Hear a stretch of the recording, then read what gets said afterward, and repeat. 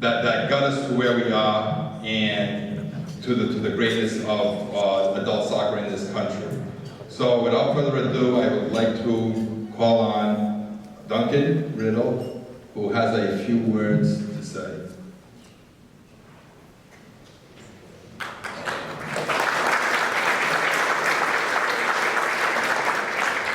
I'm actually going to be very brief. If you read my note in the midget meeting book, every event we've done this year has been affected by natural disasters. We had tornadoes in Virginia Beach, we had thunder and lightning here in Florida, heavy rains at the U-23s, and it carries on to this event.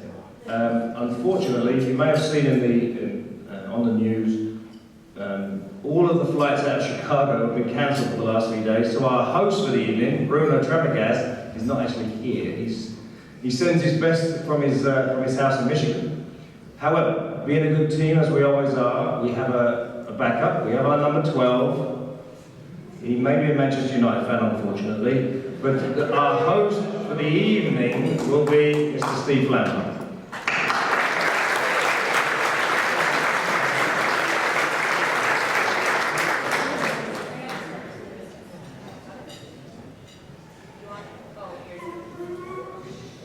I'm a natural disaster, huh? That's what I've been reduced to. On behalf of the Hall of Fame Committee, I'd like to welcome everybody here to this special occasion. What I would like to do first is have one of our old friends do an invocation for us. Jim Stewart, please.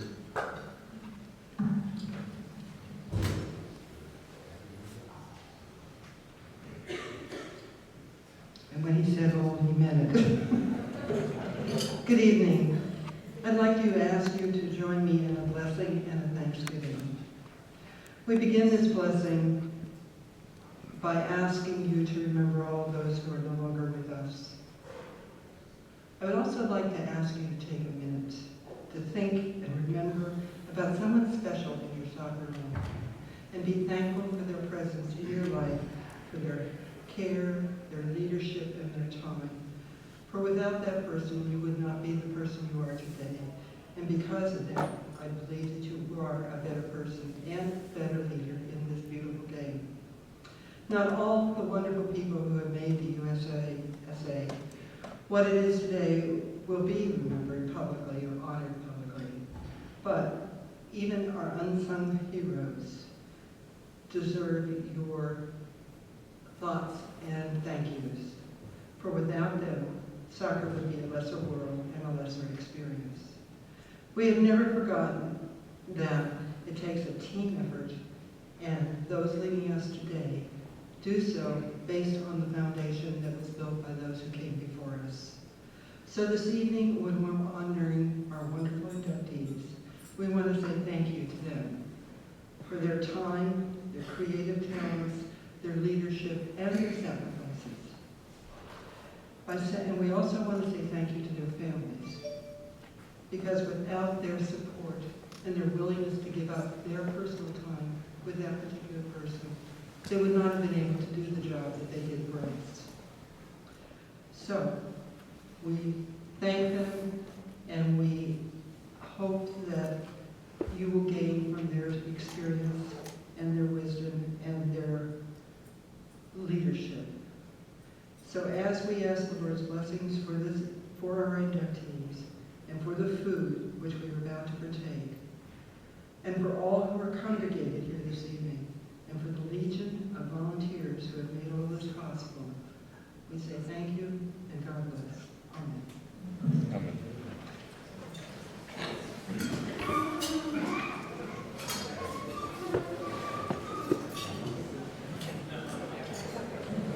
Thank you, Jim. On behalf of the committee, the Hall of Fame Committee, which consists of Chairman Bruno Trapagast, Bob Black, Frank Baroni, Dick Burns, Tim Bush, myself, Werner Frederick Jr., and Peggy Polly. We would like to thank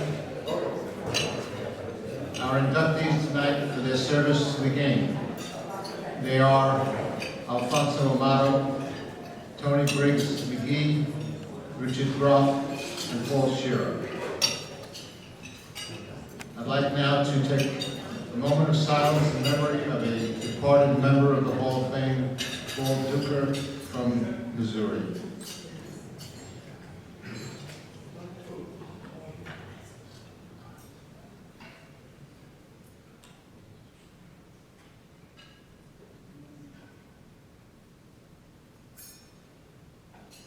Thank you. We will now enjoy the spirit of the dinner, and following the dinner, I will introduce our own Master of Ceremonies, our own Reverend Hank. Thank you and enjoy your dinner. As we move forward with the evening's festivities,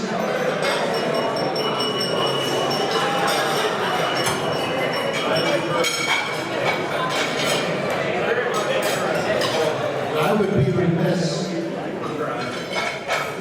if I didn't mention the people behind the scenes of our inductees tonight.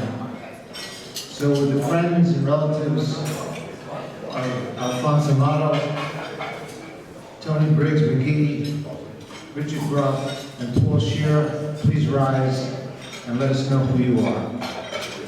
Mrs. Shearer?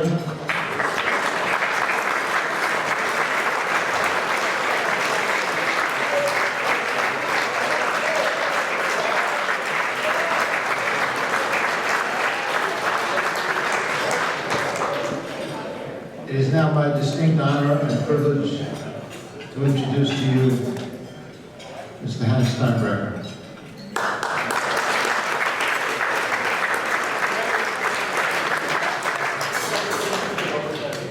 Hello, friends. Let's first give thanks to the piano player. You guys have a great job working on piano tonight. You know, I hate to give any talk or lecture or conversation beginning with an apology, but I have to apologize. Last year I had made a commitment to come before you, and I was simply not able to do that. And as my wife would tell you, I hate like hell to break a promise. I was unable to be with you, but tonight I am with you. And I'm so very happy to be here because some really good people and really good buddies are being inducted into your Hall of Fame. On the plane down, after leaving O'Hare Airport, the last 5.5 years it seems, on the plane down I was thinking, you know what? What is it that draws me to the USASA? During my tenure as Secretary General, I was responsible for all organizations in our terrific organization, but something always kind of grabbed me in the heart when I dealt with folks in the USASA. Whether it be trying to focus more money for development, whatever it was, thinking about it coming down on the plane, I kind of got a clue as to what it was. U.S. soccer has been in existence for 101 years. I've had a player pass for 58 of those 101 years. So that tells you literally how gray my hair is. But it tells you something else. If you knew history, you would know that when I was a child playing, and I am in my essence a soccer player, I had no opportunity if it wasn't for people like you in this audience that work together with the Amateur Association to create opportunities for people to play. During those dark days where there was no money in U.S. soccer, no money with the Federation, who ran soccer in America? Who carried the torch? Who gave people opportunities like me to play and helped me to find my life's calling? It was people like you. People just like you. We come tonight in a very special manner. We come to honor some terrific people who have made incredible contribution to our country and to our game. As I get older, I do more thinking about what makes the game so essential to me. And you've heard people say the beautiful game, the beautiful game, the beautiful game. I really want to think about what makes the game beautiful. And what are those things that make the game beautiful? Is it the symmetry of the sport, two people going up for a head ball? That line, is it that beautiful ballet that you see on the field? Is it the egalitarian nature of the game? That everyone, little, big, man, woman, child, can play this game? Is it the enculturation one has because it's a global game? What is it that makes the game so special? What makes the game so beautiful? And I'm here to tell you tonight, I know the answer. The answer is Alfonso, Tony, Richard. This is what makes the game beautiful to me. The people who sit in this room, the people who gave and gave and gave and gave. During this past World Cup, which was magic for U.S. fans, a CNN reporter asked for an interview. It was a 15-minute interview boiled down to about 10 seconds long. And the reporter said, well, what do you attribute the sudden rise of soccer in America to? The sudden rise? It takes 50 years to be an overnight success. What you're seeing here today is an army of volunteers who hung nets, cut oranges, refereed games, funneled people back and forth to games, did everything possible so that then they and their children could play. And what you see today is all those kids, they're adults. They get it. They understand. The people we're going to honor today have had a major, major part in that development. So if I may, I don't want to spend any more time because this is a time for these individuals and their families. So first of all, I'd like to ask Foster Perry and Dick Burns to come on up with Alfonso Amado. Alfonso, come on up. Alfonso and I go back all the way to the '94 World Cup in Orlando.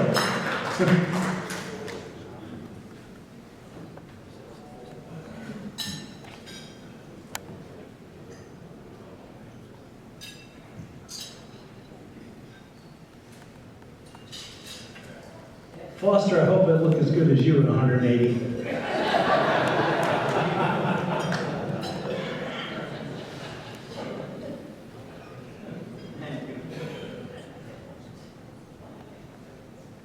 It's a great pleasure to be here. You know, when Hank was talking about when the Federation had no money, that was a fact because I was the treasurer at the time.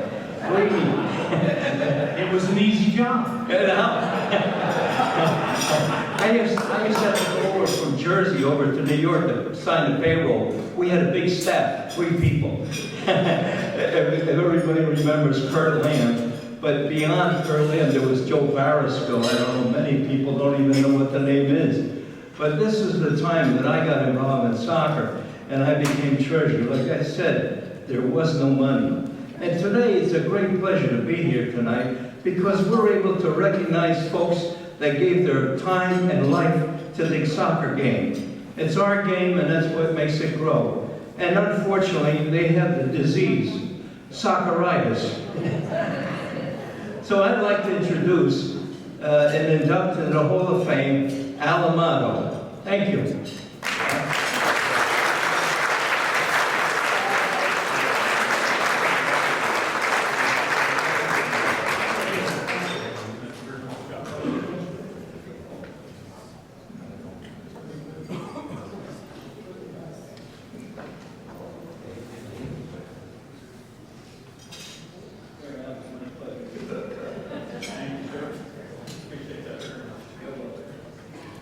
Well, I have to start with my first state meeting as treasurer. And it really started out with Foster after I submitted my report. And he kindly pulled me over in private and said, Al, you know, you really need to get the beginning and ending balance to manage your net change and your net income. That might help your report a little bit better. And to this day, I still remember those comments. It's quite an honor. I want to thank the U.S. ASA Hall of Fame Committee for allowing me to be here today. I also like to congratulate my fellow inductees, Tony, Richard, and Paul. It's quite an honor to share this moment with you. I was talking to Richard earlier today. We started our soccer careers at state levels in 1986, same time. And so that was quite a surprise in how common our world is today. I'm so pleased to be honored by this award, and it is very unexpected. It's something that I really did not intend to participate in this journey that I've taken. I had a speech prepared, and last week has been quite a busy travel time for me. I had to go to California for work, spent 3 or 4 days there, and then, you know, they showed me this information on communicating about motivating. And a lot of it has to do with what this body is faced with today in terms of how do we motivate our customers. And sometimes it's not about the what's or the how's. Those are easy things to define. Talk about the what, or technical, tactical. The how do we do these things? It's really the core motivation comes from the why. Why do we do this? And I often get asked, you know, why am I doing this for soccer?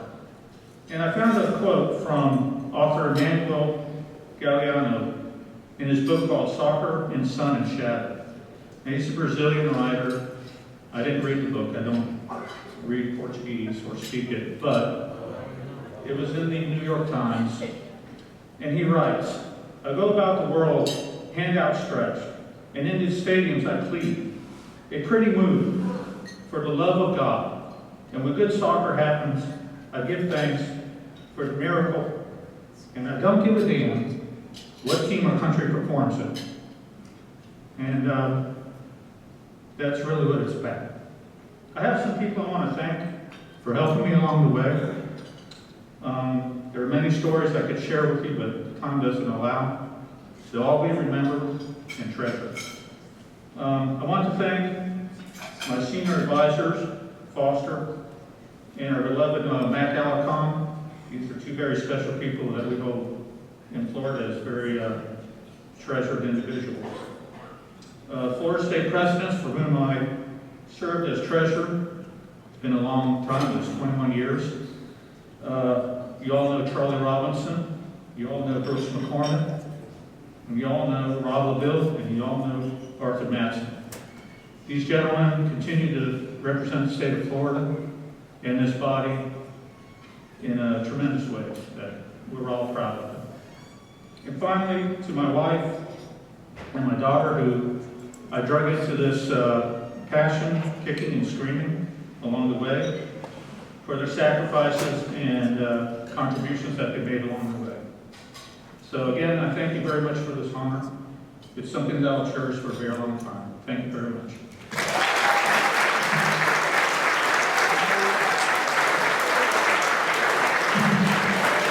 I think I won the bet, guys.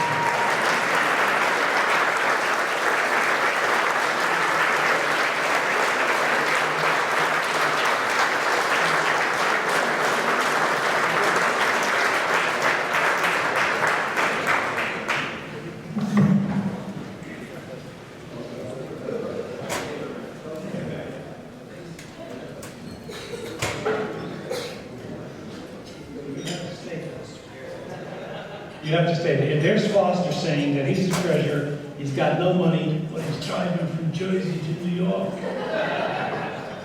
Those were the days. We have a special message. Tony, please come on. What a star. Thank you for everything you've done for soccer in this country. What a star. We have a very special message from Bob Black.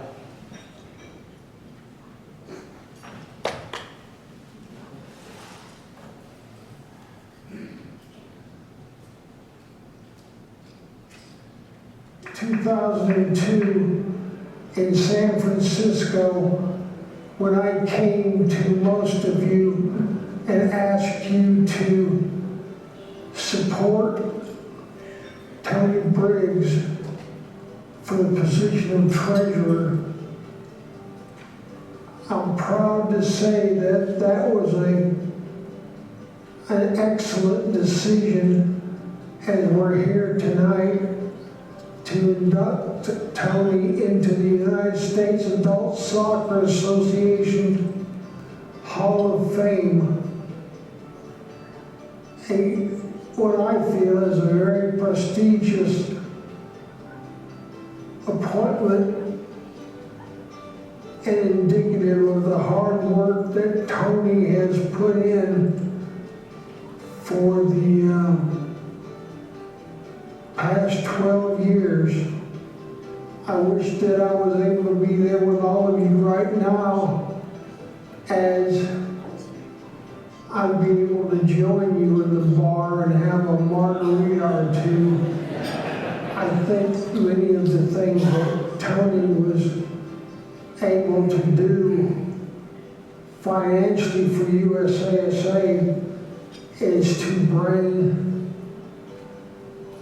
transparency to the financial status of the organization and give all of you confidence in the handling of your funds. Tony is a very dedicated volunteer and takes away from her own business to volunteer well and above what the basic requirements for the position are. Tony, I wish I was there with you, but as I'm not, I'm glad I was able to be the one to induct you, even if I can't be there. And I want to thank John Sutter and U.S. Youth Soccer for making this video. So in closing, congratulations, Tony. It's time for you to come forward and receive your plaque and your ring. And I want to welcome you again to the ranks of the USASA Hall of Fame. You really deserve this.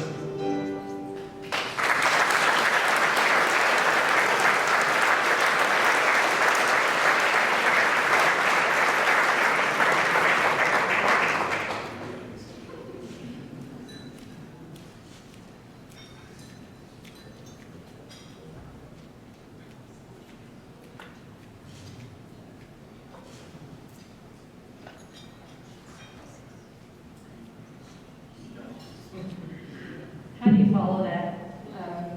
I can't even tell you, it's just ruined my whole speech. I mean, I did not know he was going to do that. I just didn't know how much that would affect me. So anyway, I'll get back to Bob in just a moment. I want to tell you a little bit about me. A lot of you don't know me. And I want to tell you a little bit about my soccer background, because it's not all about the money, although it's my life. I can squeeze $1 out of a dime. And my soccer career began in 1975-ish. One of the pictures that you saw 80 pounds ago was my very first year in playing soccer. I moved from Warsaw, Indiana. Warsaw, Indiana is the home of official sports. And when I lived there, I lived on a farm in rural Warsaw, Indiana. I was born on a farm, and I lived there for almost 11 years. And it was population 6,000. I moved to Dallas, Texas, population 2 million. It was completely different than anything that I ever had seen. I had never even been introduced to soccer. I had no idea what it was probably for 4 years when I moved to Dallas, Texas. Where I lived, there were no girls. There were only boys in the area that I lived. And so I played sports my whole life, and my goal was to be a professional football player. My mom hated it because I wanted a football helmet for Christmas one year, and she just wouldn't do it, so my grandparents bought it for me. She hated them for that too. But sports was my whole life. When you live out in a farm area, there's nothing to do. We didn't have TV. I didn't grow up with TV. I grew up with kittens out in the barn. I grew up playing with the boys. I grew up ice skating on the lake that we lived on. That was my whole life was sports. So when I moved to Texas, girls didn't play sports. I didn't understand it. I didn't fit in very well. I wanted to play sports, and I did. There wasn't a lot of things to do, but I did play sports. When I was in 8th grade, I was introduced to soccer by this kid down the street that I thought was amazing with the ball. And I went and signed up for a team, which at that time was SBA, which was not fully part of North Texas at the time, but merged in later. But I have always been a very good athlete, and I started playing soccer. I played everything though. I didn't just play soccer, thank goodness. I believe it's well-rounded to play everything. I played softball, I played basketball. And so when I got out of college, I played actually basketball in college, but when I got out of college, I didn't know there was adult soccer. Didn't even know that. So I started coaching. And one of the things that you probably don't know about me is I coached competitive soccer for 16 years. I coached boys, I did coach girls. That's the most thankless thing in the world, is coaching girls. But I coached for 16 years before I got on the board of directors for North Texas State. And I also played in Division I in Dallas, which I didn't know what that meant. I just played. I love playing. I had never been to a tournament until I was 25 years old. I thought tournaments were the best thing ever. And I couldn't wait to go to the next women's tournament because we'd love to go and drink margaritas and stuff after the games. That was life when I got out of college. Not soon after I got out of college, though, my only brother passed away. And I realized that what I was doing was a career. I had given up ever getting married. I lived for my career. I love being an accountant. My very first accounting job, the guy fired me after 10 years and said, "You will never be a CPA," which gave me motivation to be a CPA within a year. And he said, if you gave half to being a CPA as you do for soccer, you would be a great CPA. I took that to heart, and within 1 year I got my CPA, and he had to sign off on it because he was the person that I had worked under. And I'm sure he was eating crow because he had to sign off as me as a CPA, and I saw him years later, and I don't think he could believe I ever became a CPA. But I was really involved in soccer, and my life took a different direction when my brother passed away. For 4 years, I don't remember much. It was very hard for me. And the thing that was constant in my life was soccer. I played, I coached, I think I was doing it 6 days a week. It just kept my mind off of things. And I was introduced to the state board, and I was on the state board for North Texas for 16 years as the treasurer. The most glamorous job in the world is being treasurer, believe me. And then I met Bob Black. He became our executive director at North Texas in 2000. I didn't really like Bob Black when I first met him because he didn't give me the time of day. But I grew to kind of like him. And I want to tell you a story about Bob. I said, "I cannot believe that you get up in these meetings and give Mike Edwards crap." And he said, "Let me tell you." So he said, when I was in 5th or 6th grade, we had an assignment, and that assignment was to write a poem that rhymed. And so his poem was, "Spider, spider in the hall, why you sitting in the wall? So very calmly there you sit, I don't really give up." And then he stopped, and the whole room erupted. And he got a free pass to the principal's office. But right before, after everybody erupted in the room, he stopped and he said, "Darn." And he was surprised that he failed the exam because it didn't rhyme. And that gave me an insight to Bob Black, little mischievous little man. And he was my executive director for 10 years before he had his stroke. But I told him about 6 months before. I had been through with him when his daughter passed away. It was right after my brother had basically passed away, and it was very hard on him. And I told him, I said, don't you ever go in the hospital, because I will not come see you. Because I am deathly afraid of needles, blood, hospitals. And my husband got me, and he said, you're going to go see Bob Black, because I faint when I go into the hospital, literally. And so Bob drugged me up to his room, and all I remember is Bob sticking me in the room. There's this huge room, and he had every machine hooked up to him. It was right after he had his cranial cap taken off. And he had this thing on his head, and he had needles and these things all stuck up to him. And my husband was pushing me in there, and I said, what do I say to him? Because I truly believed he was in a coma. I don't know if he was, but Bob told me just to go talk to him. My boss told me to go talk to him. So I just started talking to him. I talked to him for about 10 minutes, and he was under a sheet. And ladies and gentlemen, if you don't believe people with Alzheimer's or people that are in comas can't hear you, they can. I was leaving, and I told him, I said, Bubba Bear, I'm going to come back and see you, even though I made a promise I wouldn't come see you. And as I turned around to leave, his hand came out from under that sheet, and he held it out there for me to hold his hand. He heard every word I said, and I thought he was in a coma. He never opened his eyes. He never said a word. He doesn't remember it. But Bob was standing at the doorway, and I just had tears running down my face because I didn't know what to do. I didn't know if I should just continue talking to him or if I should do anything. I sat there and held his hand. Bob Black was one of the most amazing people, and because of him, I am in USASA. Because of him, I was the treasurer of USASA. And I know that without him, I wouldn't be here. I owe my whole soccer career to Bob Black. And as hard as it is, his anger towards me, because I was on the board that fired him because he could no longer work, he's the best person, as you can see. He still has his wit. He's just a little bit slower now. I give everything to Bob Black, and I really appreciate it. There's a few other people I want to thank. I am one of the luckiest people in the world to be married to a soccer person. A lot of you in this room have spouses that aren't involved in soccer or aren't involved at the same level that you are. My husband's in the Hall of Fame, and I thought I'd given up on marriage until I met the guy that I felt sorry for him, because he was kind of a big gentleman. I was in Hawaii, and he came walking out with these flippers, and he had this huge white stomach, and I thought, oh, that poor man, someone has to love him. And I fell in love with him. I fell in love with his heart. He wasn't the specimen I would have picked, probably.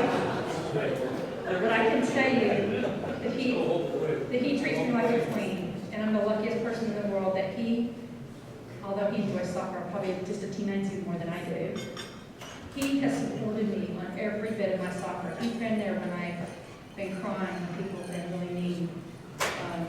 He's been there to celebrate all of my highlights, and I couldn't be happier with him in my life.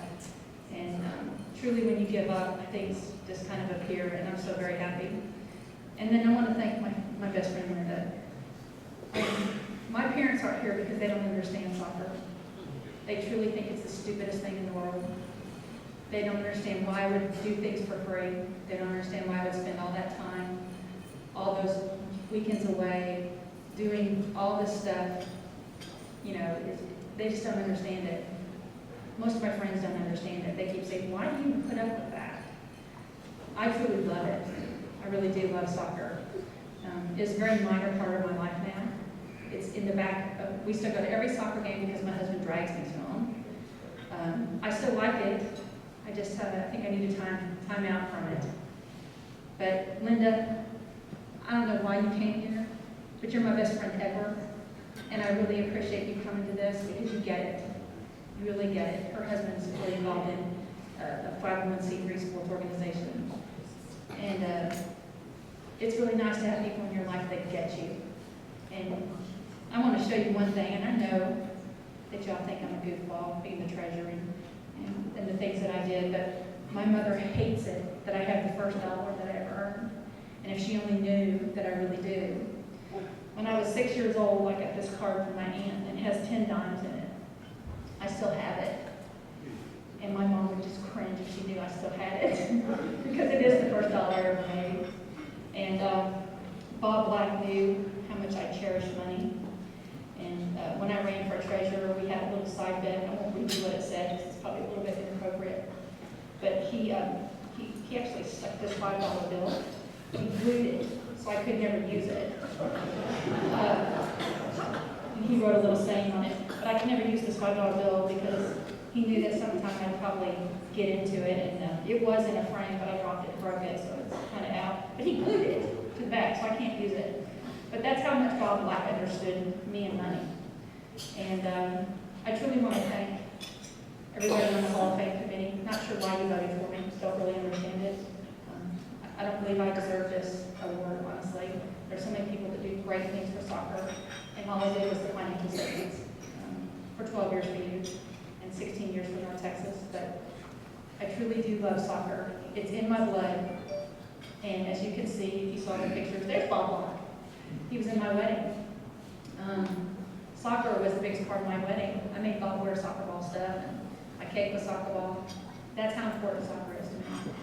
And I want to thank all of you for supporting me. And I want to thank those of you who have really been a good portion of my life since I was 25. Thank you very much.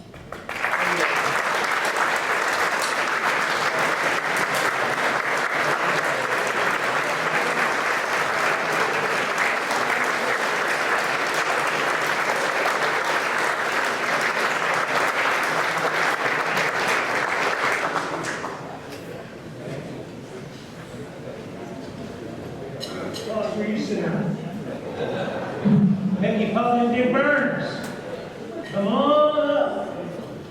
A brief Bob Black story. Actually, that's an oxymoron. My first board meeting with U.S. Soccer was held in Salt Lake City, and Hank DeBoards was there representing youth, and Bob Black was there. Our budget at the time was about $1 million. So the youth and the adults decided, well, we should get $150,000 of those dollars each. They put it to a vote, and my budget shrank proportionally on that day. And I said, damn, this is dirty pool. So went back to the office and figured out I just lost this $300,000 out of $1 million. What am I going to do? So I flew down to Dallas and I met with Bobby Black. And he's just an amazing guy. And I said, listen, I want to hire you. And he said, hire me? I said, I need someone to sit between me and the Los Angeles Organizing Committee. Kind of be my eyes and ears out of my leg. And Bob said, yeah, the World Cup, yeah, I'm in, I'm working. So he comes up, first day at the office, comes to the office, says, okay, boss, what do you want me to do? My $300,000 back. Get it. And by God, he did. Our next inductee is Richard Ruff. Richard, please come on.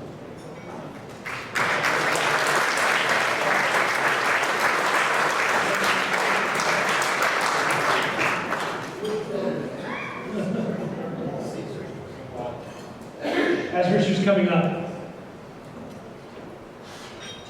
one brief word for me. I don't do the formal introduction. There are often times Richard and I didn't see eye to eye. I cannot imagine U.S. soccer being in the position it is today without Richard. I have utmost respect for what he's done for this team and this country. I will turn this now over to Peggy.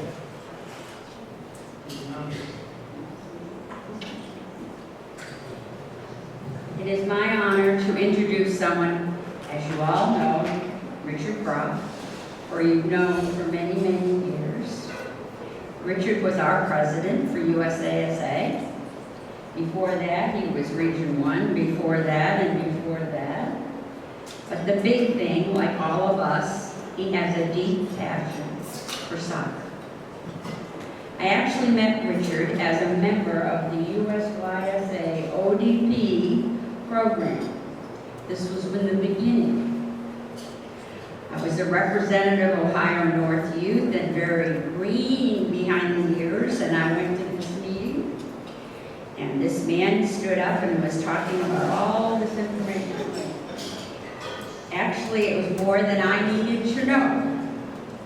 And this lady leaned it over and patted my arm and said, "Richard, he will grow on you." And that was Charlotte Moran.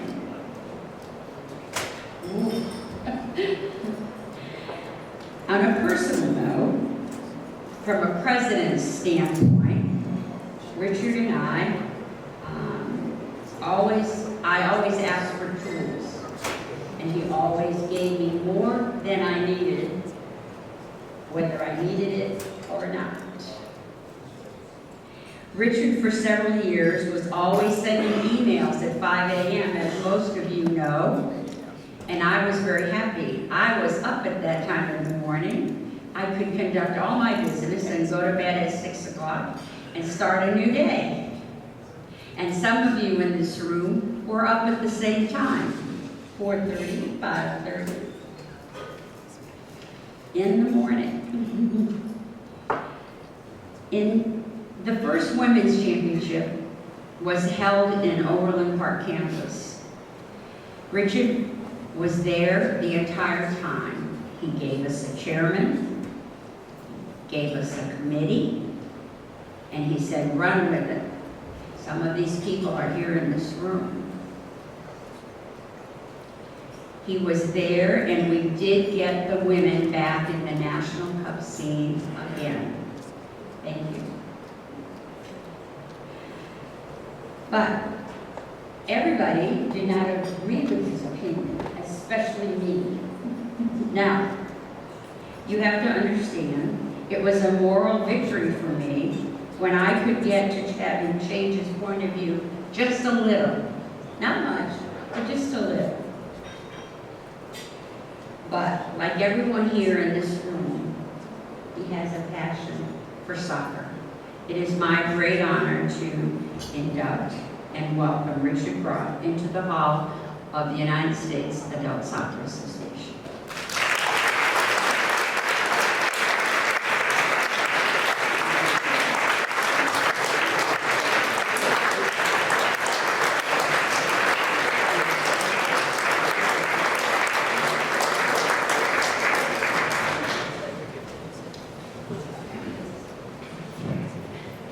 What a night.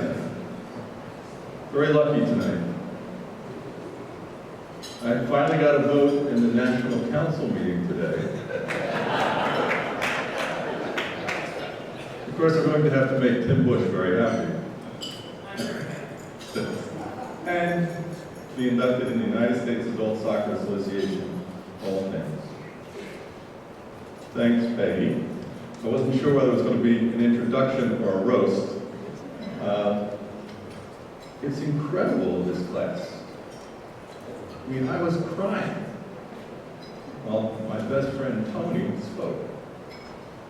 I was crying, tears, to see Bob Black. What a remarkable career both of them had together in this organization. We were so lucky. Alfonso, 30 years as a stalwart in Florida. How lucky was Florida soccer? 4 or 5 presidents, and you saw the passion of a person who took care of the money and helped build that organization. Paul Shearer, 1978, they started Idaho Soccer, and he was president within 4 years, and has been president since. A remarkable gift, not only to Idaho Soccer, but to everyone else in this room. I am so honored to be inducted into this Hall of Fame and to be inducted with these three outstanding people. Last March, you heard my journey in soccer for the last 30 years. And so tonight, I didn't want to go over that again. I wanted to talk about something special, the future, challenges, potential. I want to talk about, and Maggie, she is sorry that she is not here.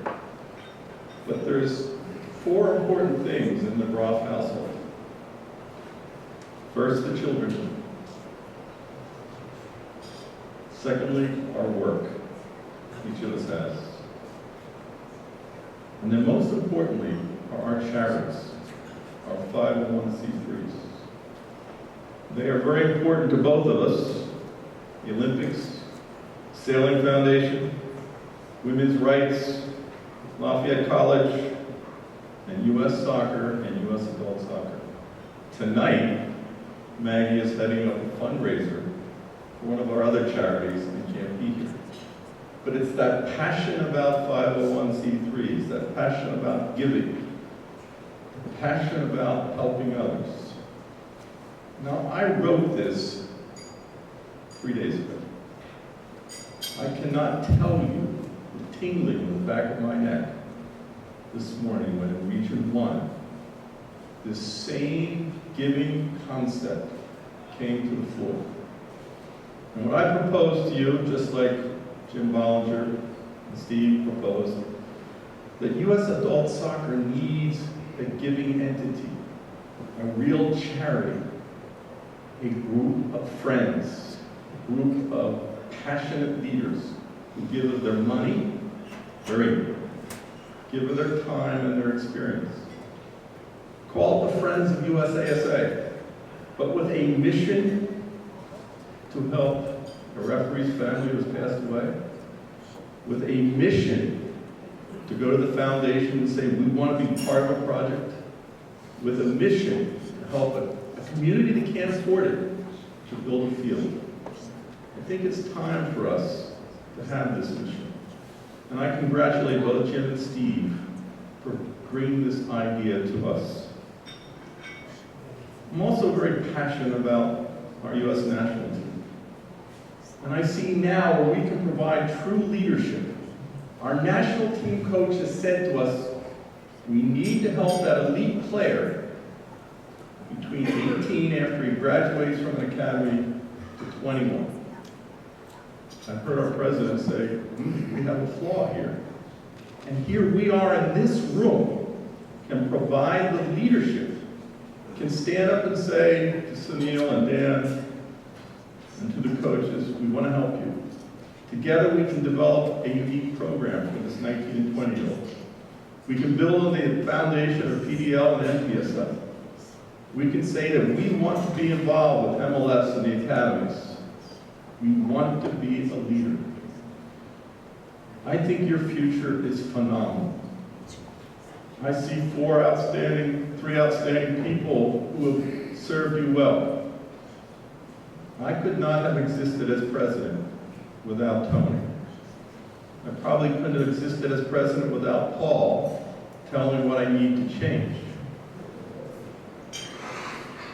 But I am so honored to, and want to thank you, all of you, not only the committee, but each of you for saying you have an opportunity to help us.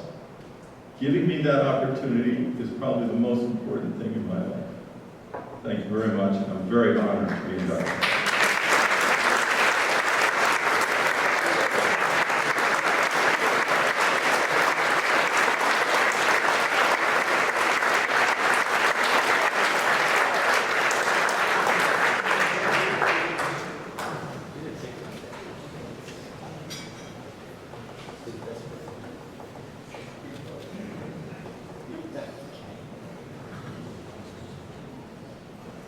I ask Tim Bush and Steve Flanoff to come up, and Paul, for you to make your way up to the podium. You guys are just messing with this program.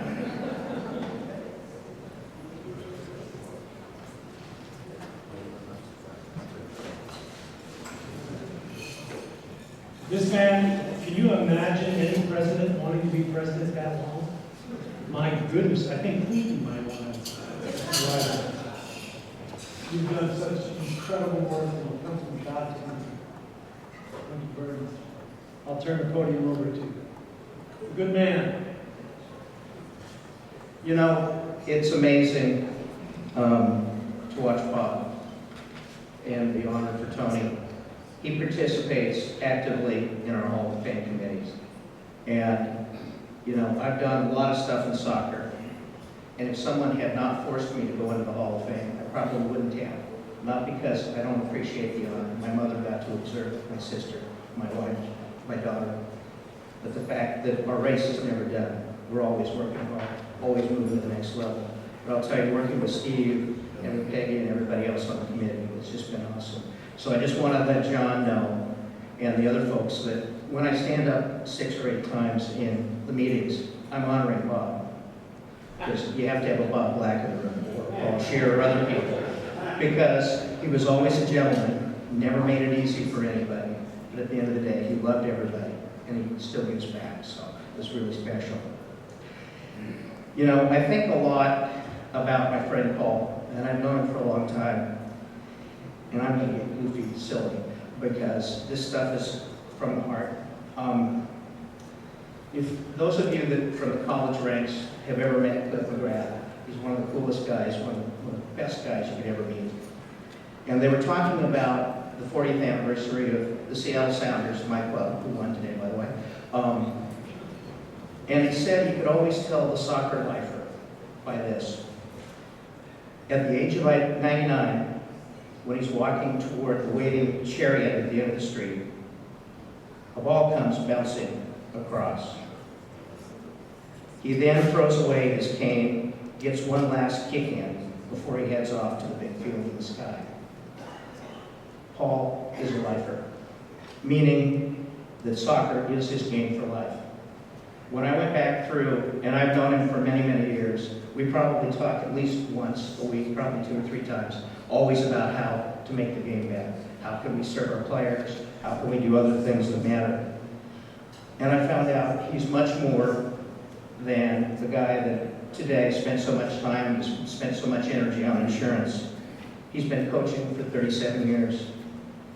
In those 37 years, he's had 25 league and cup champions. He was a referee until he got injured and helped out. But I think most of you know him as the president of Idaho Soccer. And in his bio, it was mentioned that he got tricked into becoming an administrator, which is very common to all of us. Someone says, "Way to help out," and that means you become the president of the league. But I think our really favorite times were the years that we worked on the Veterans Cup. And you know, the proudest thing, I think, for both of us at the end of the day is how wonderful that tournament has continued to be under Caesar's tutelage. And the original logo was done by his grandson, Archer, who is really special to him. And it's big stuff. And we continue to run tournaments together. So it's my great pleasure to induct my great friend Paul into the USASA Hall of Fame.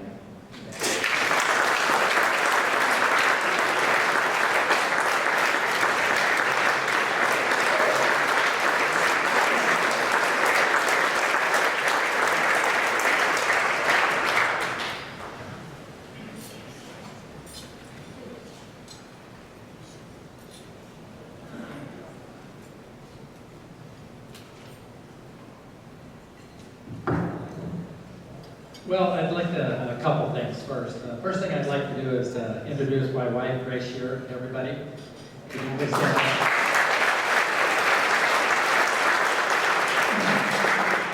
Grace has been my partner, my life partner for 48 years. I always say it's 2 life sentences.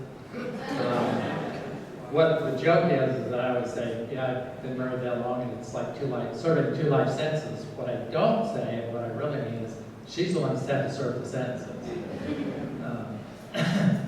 But I certainly appreciate her getting up, her letting me do the things that I do. My family that's had to put up with being gone at the soccer field all day or whatever. My oldest son, Christopher, my youngest son, Clayton, my grandson, Archer.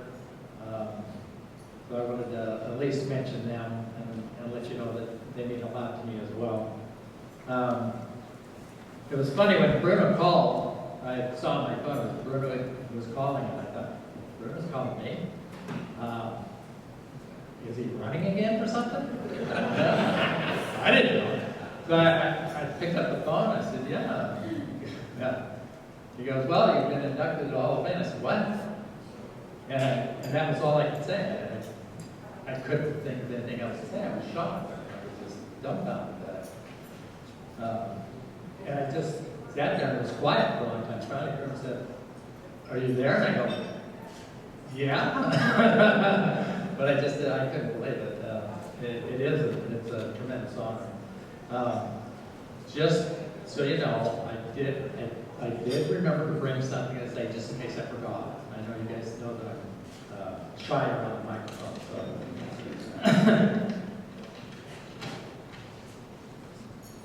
Couple things. I'm not going to spend a lot of time up here tonight, but I guess what I'll share with you is, first off, I'm not a treasurer, so that should be a plus with the two treasurers. But I have a little something I want to, kind of a little thing I put together, but I'll let you all know I'm from Southern Idaho, so this is going to have a Southern drawl to it, if you don't mind. Nigh on to 30 years ago, I recall moseying on over to my first meeting. While I was a-coming and a-going, I happened to notice a bunch of white-haired geezers in the lobby. Every time I went to a meeting, I kept on seeing them white-haired geezers. That made things happen. I finally reckoned it out, as them geezers were the ones that made things that happened, or at least complained mostly, about things that should have happened. But now, lo and behold, I'm one of those white-haired geezers. I only hope that I can live up to the legends, or at least complain as artfully as most of them.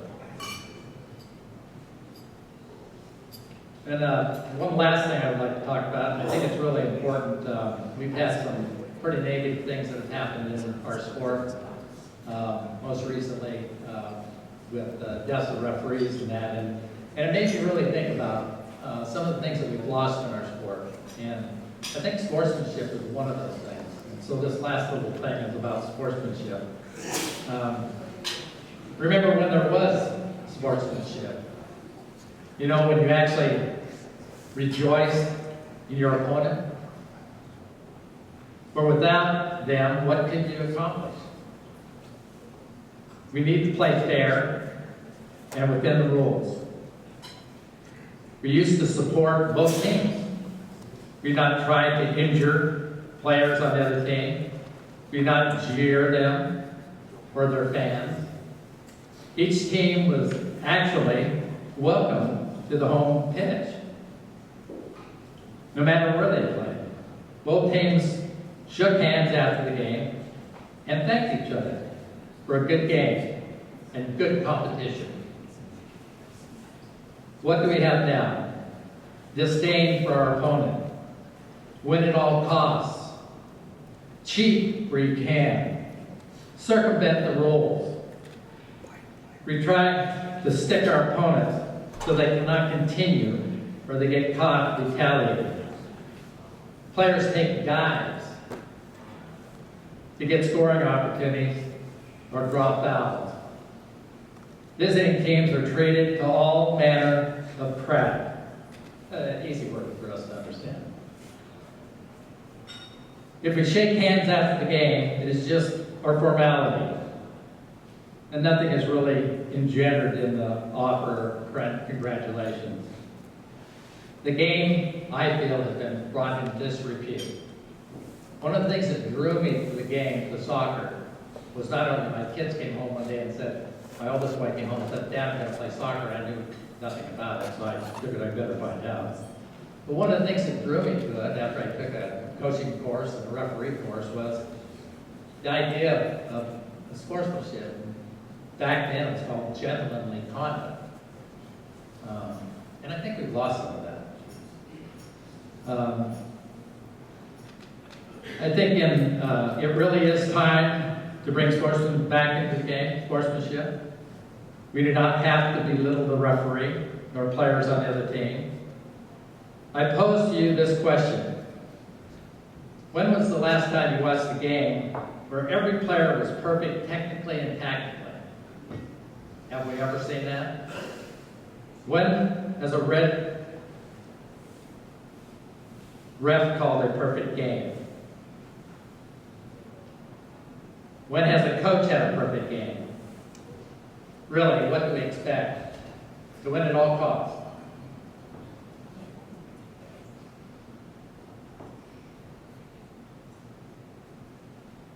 I think how we play the game should count as well.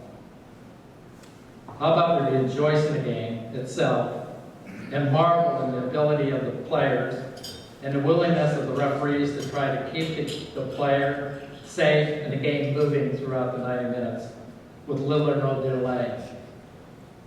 I say we change our expectations to try our best to win with dignity, true sportsmanship, and with the true spirit of the game we all love.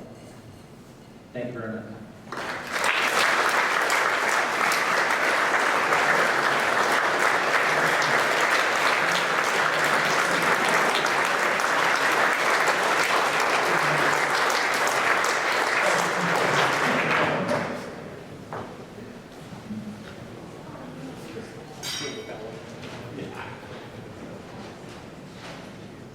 Steve, would you like to come up at this time?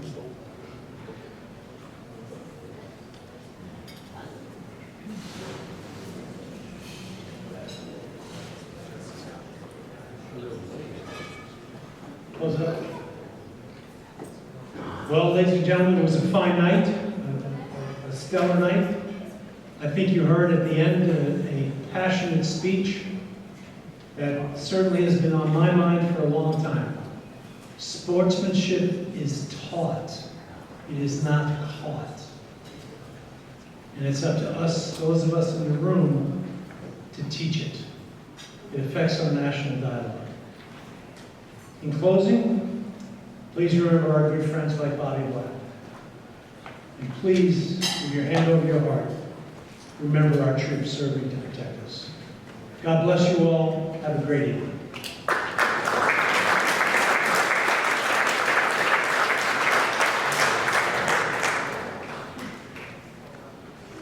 Hey fella, where you going? You, I'm talking to you. Come back here.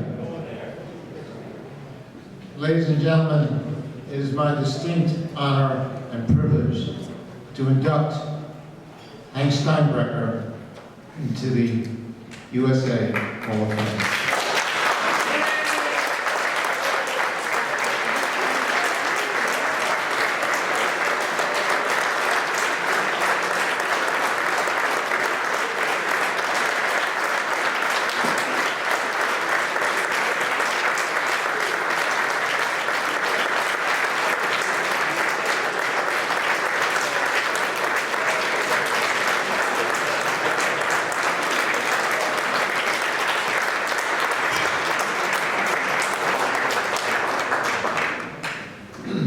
Some memories in one's life remain, so tonight is a night to remember.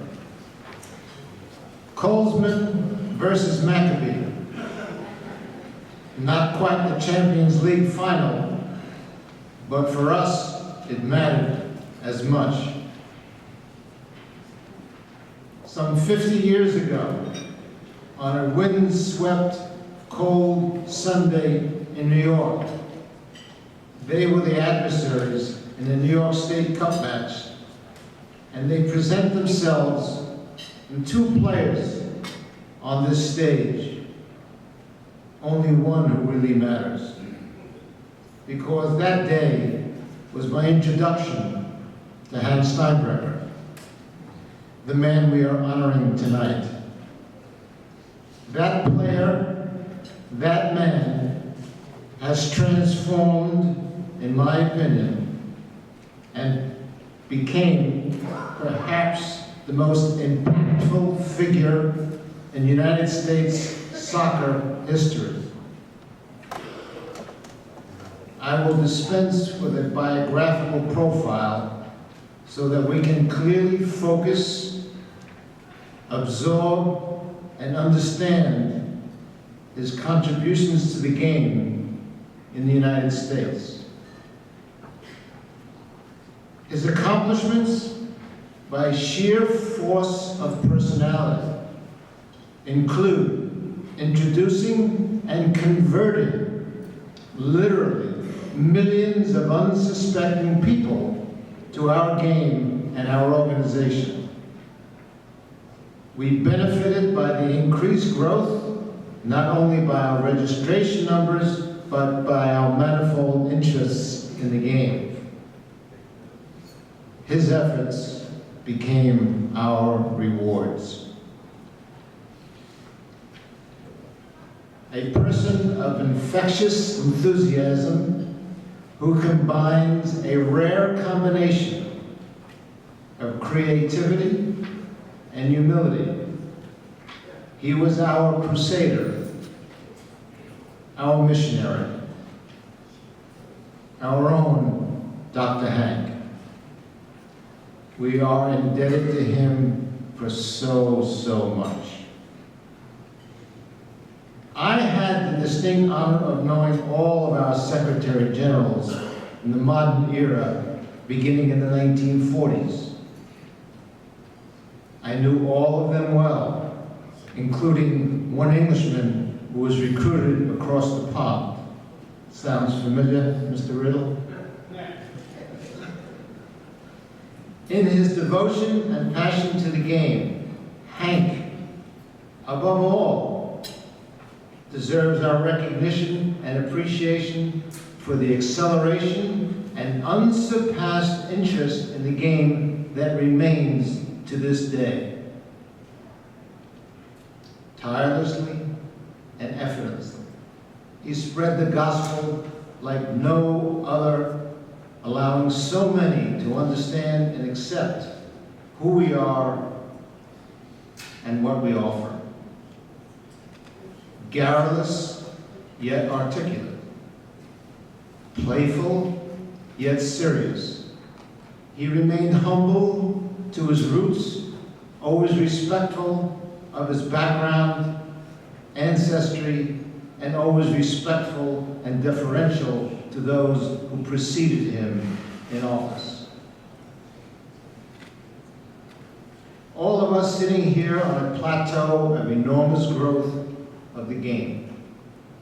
Hank announced it many years ago when he recognized our prominence by simply stating, "We are here. We have arrived." To quote Hank, "Our time has come."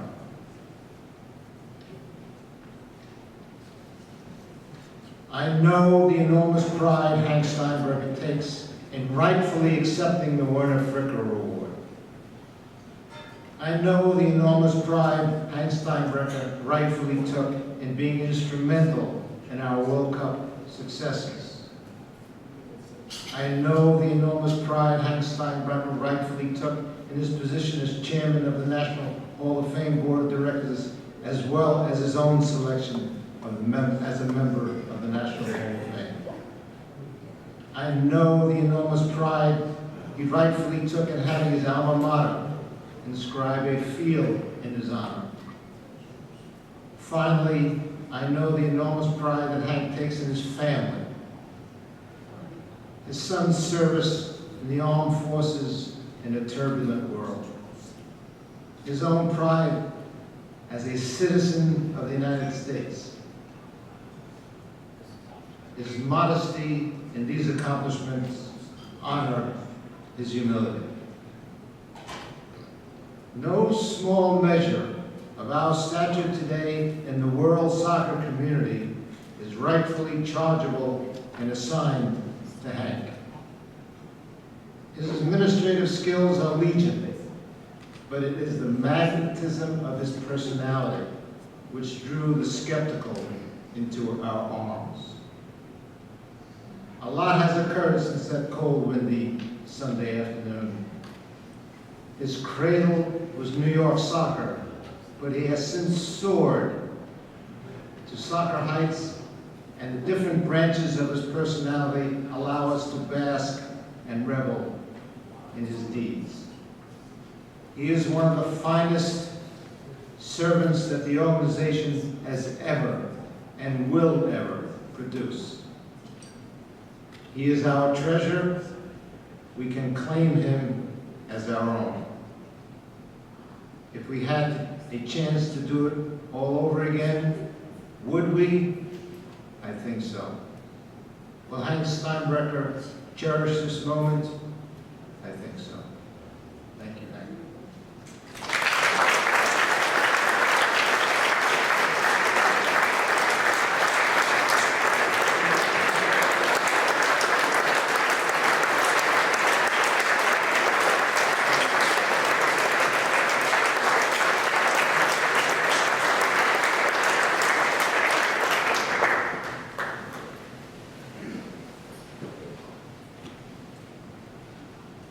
They say that I'm never at loss of words. That's worse. Whatever. Because I am right now.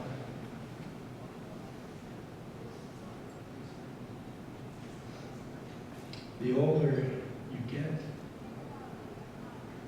the less years you have in front and behind. You think of things that are important.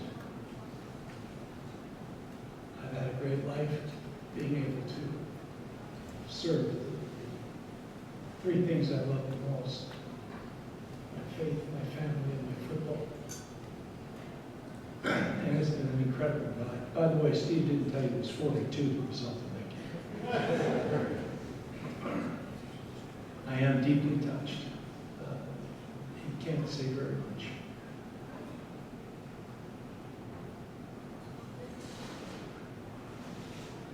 Except I love you all.